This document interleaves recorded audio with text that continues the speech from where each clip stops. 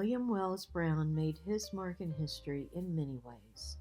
A renowned abolitionist, he served as a conductor on the Underground Railroad and traveled the country and Europe speaking on behalf of the abolitionist movement.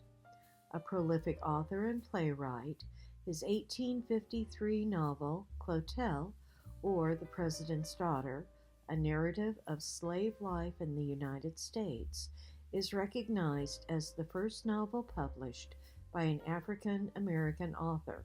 He even practiced medicine in the late 1860s through early 1870s.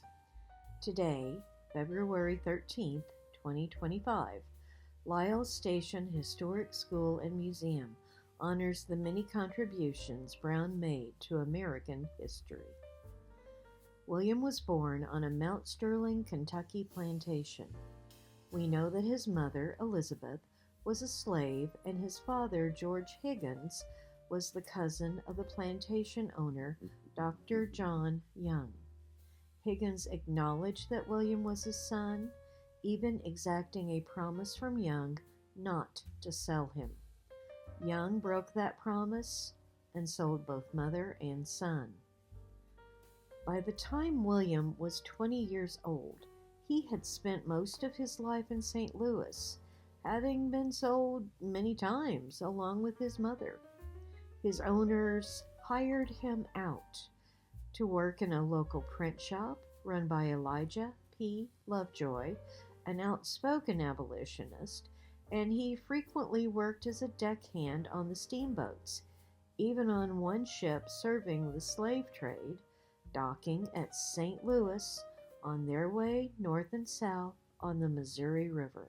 He used the opportunity of being on the ships to learn the geography of the river and to establish relationships with those who supported the abolitionist movement, men he no doubt met while working for Lovejoy.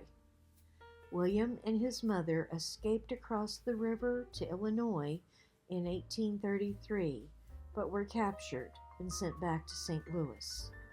A year later, William found himself on a steamboat docking in Cincinnati, Ohio. Luckily for William, the slave catchers didn't find him when he escaped into Ohio, a free state.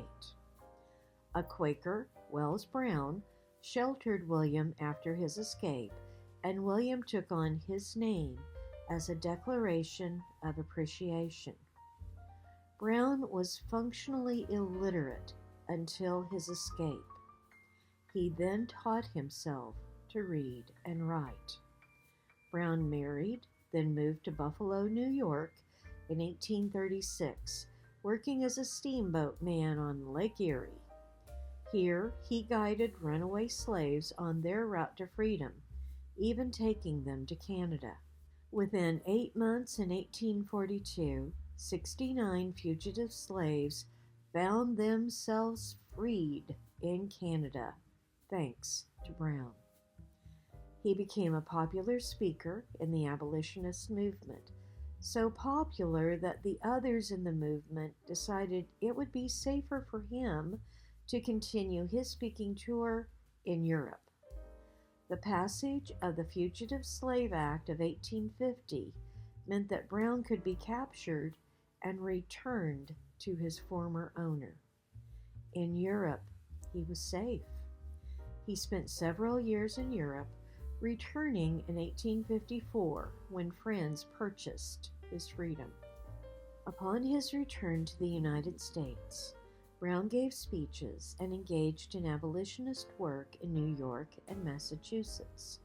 He published his first work, an autobiography of his early life under slavery and his escape and early career, titled Narrative of William W. Brown, a Fugitive Slave.